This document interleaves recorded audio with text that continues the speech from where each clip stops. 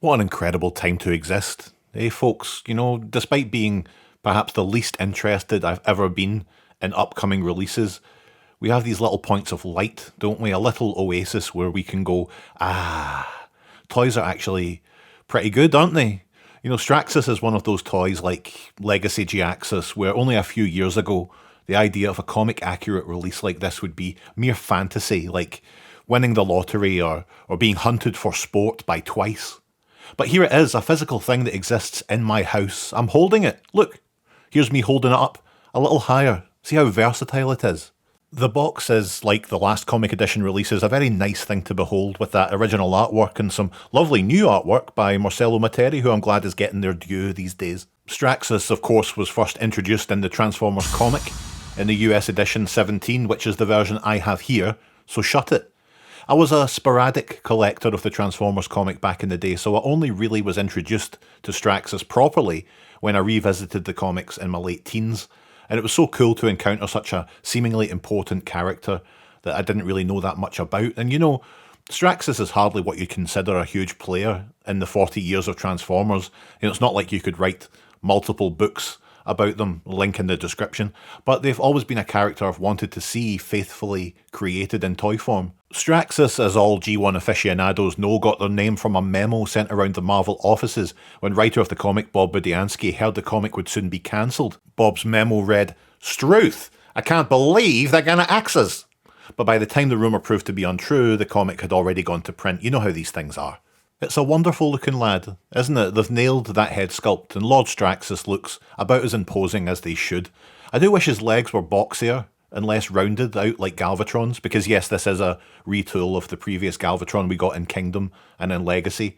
Being part of the comic edition series, we've got a few black ink marks and we've got some screen tone, but nowhere near as prominent as we saw with Grimlock or Shockwave. I think they know this is their one shot with this guy, and they're trying to fall somewhere in the middle to appeal to as many folks as possible, and I can't fault that. We've got a nice big pickaxe weapon, and this cannon he likes to hold like a pistol, or maybe even like a large Wowie Pop. They can store it on their back too if you're feeling saucy. Comparisons to Galvatron are pretty inevitable, but standing them together it's clear just how much has gone into making Straxus feel unique. It's more than just a new paint job or a new head, there's a lot of real work going into the sculpt. We've got all the positives of the Galvatron mould here, but sadly also some of the negatives in that it might look the part, but to interact with, it's a little bit dull. Size-wise, they're about the same, which sounds obvious, right? But it's not always the case with retools. Look at this, for example. If I take Straxus and put him on one of these little shelves, then he's clearly taller than Galvatron, and I don't think Hasbro accounted for that, which is a little bit disappointing considering the price point. I think Galvatron was one of the first toys where I found myself thinking, be careful what you wish for. It's the same thing with Studio Series Grimlock. Toys that I can't really see a huge room for improvement in, but they lack any surprises. Getting on by their looks, like I do. But also like me, the promise of fun is replaced by a hollow, rote repetition disguised as personality. And that's not to say Straxus is bad by any means. I do look at this thing with a contented sigh. It's Straxus. It's what I've always wanted. I suppose we're never truly happy as collectors unless we've got something to complain about. Like, where are the red triangles on his thighs? Is that where I am now? Is that what I do? I complain about the lack of red triangles? Fucking hell. Transformation's pretty similar to Galvatron, but there's something about this that feels more satisfying. Perhaps it's the way Straxus's little cannon legs become one full piece, rather than the little wobbly tank treads we had with Galvatron. Again, it's impressively engineered, but we know he's basically turning into nothing, so it takes the shine off somewhat. But what a nothing! I mean, that is Straxus from the comics. That's excellent. You even take the axe on top and bend up the blades to achieve the horns. That's fantastic, but it is one of those molds where you get there and you go, yeah, okay, back to robot mode. Still, seeing this boy standing next to Blaster just feels right. If we can get a Straxus, maybe we can get a proper Scrounge. Imagine Core Class Comic Edition Scrounge with his special arm, maybe a melted lower torso you can attach.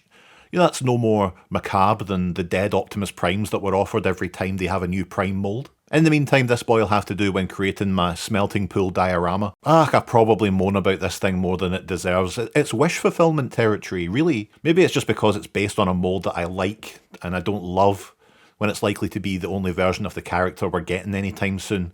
I don't know. I do know that I won't feel like picking up a redecoed version of this toy if they do it. But then again, I did say that about Studio Series Grimlock, and then I bought the G2 version, and then the comic edition, so fuck me, I suppose. Thanks to everyone who supports TRDQ on Patreon, by the way, especially patron James Quigley, who says their favourite toy is Starcom Starmax Bomber. You know, everyone says that I should check out Starcom since I love Mantiforce so much. Maybe it's time. Bye.